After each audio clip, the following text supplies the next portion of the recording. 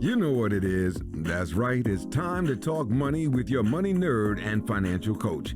Now, tighten those purse strings and open those ears. It's the Money Talk with Tiff podcast.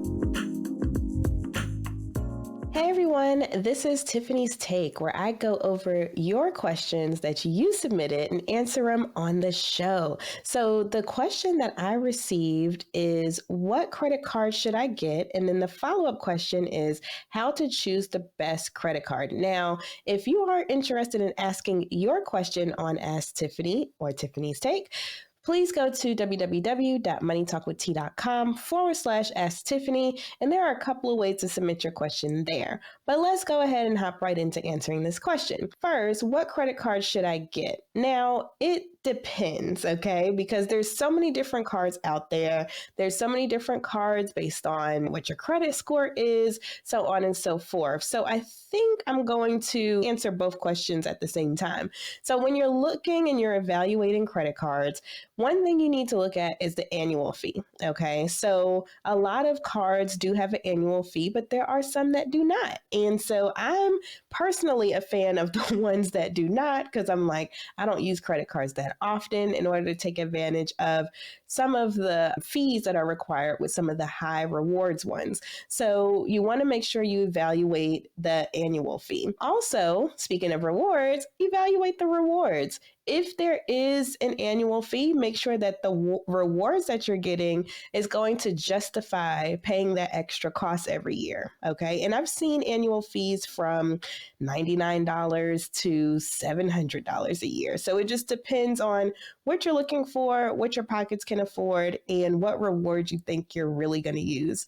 Then another consideration is their requirements. So all credit cards have different requirements. I know when I was first starting out and my credit score was not where it was today, I was able to get a Capital One card. So I always recommend to people, check out Capital One first. They have some unsecured cards. Oh, and that's another one. We'll get to that in a minute. But they have some unsecured cards where you don't have to have a great credit score, and they have good benefits, good rewards, and no annual fee. So I was able to start off with Capital One, and I also like them because if you use your lower credit limit responsibly, they will keep bumping you up. And I think with that card, I started with $300. And once I showed them that I could use it responsibly, then they went ahead and bumped it up. I can't remember incrementally what it is, but I know on that card today, I have a 20,000 credit limit. Definitely look at Capital One if you're just starting out.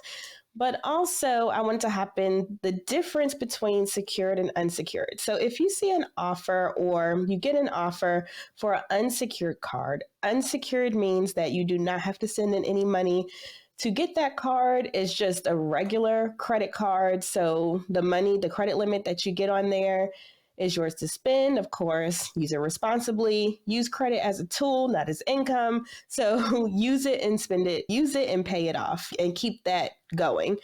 But there's also such things as secured credit cards. And with secured credit cards, they require you to actually send money in. That is your security to the credit card company saying, I'm only going to spend this amount, and they'll open up a credit line for you using that money that you sent in to secure it. And then that's what you can spend up to. Hey, it's Tiffany. Are you interested in starting a podcast? Well, you can get up to 2 months of free podcasting service from Libsyn with the code MONEYTALK. Get your show on Apple Podcasts and Spotify anywhere you want. Get critical stats to help you grow. Find all the tools and support you need to sound your very best. And you can even do video. Really bring your podcast to life with Libsyn. You can use code, again, MONEYTALK, to get 2 months of free podcasting service. This is what I use to get my podcast to your listening ears. Enjoy.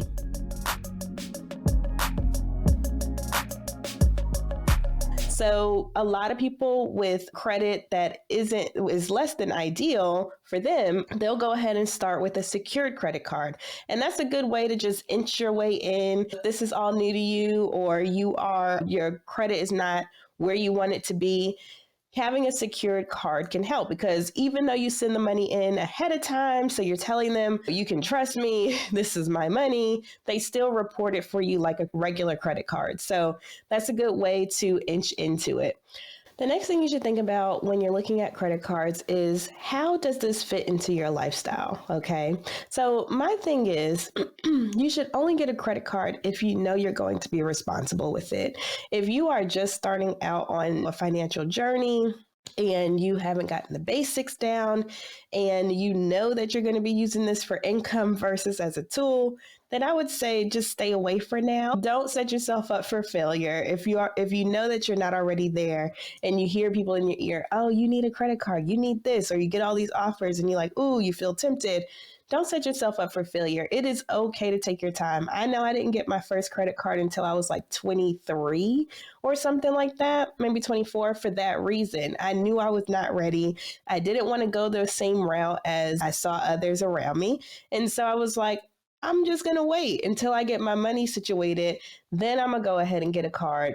And honestly, credit is a long game anyway. So even though I waited that long, after like about a year or so, I was ready to get my house and do other things. Don't feel pressured, especially if you're 18, 19. Don't feel pressured to go ahead and jump into that card immediately. You don't have to. You could take your time and you can wait until you feel like you're responsible to do. So those are my tips on how to choose a credit card. And then also using that to figure out what credit card you should get. I will say, do not go for those pre-approved offers and stuff like that come in the mail.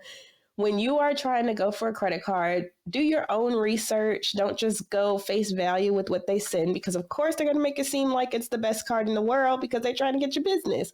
Do your own research. Go straight to the website. See what's out there. A lot of times there's sign-up bonuses and things like that you can take advantage of, and you can find all that stuff on your own. You don't have to do the whole pre-approved offer thing, because actually what's been happening is, for instance, on Credit Karma, this was some big news, is that they were saying that people were pre-approved, then they go to apply, get the hard credit inquiry, and now they do not qualify. The pre-approved offers thing, honestly, I just ignore it for myself, but I would say go ahead and go to these different websites like Capital One, maybe American Express, Visa, whatever ones you're evaluating, and look at all their options and see which ones fit best for you. So hopefully that answers your question. Like I said, if you are interested in asking your question on Tiffany's Take, go to www.moneytalkwitht.com/Ask Tiffany, and I will be happy to answer it for you.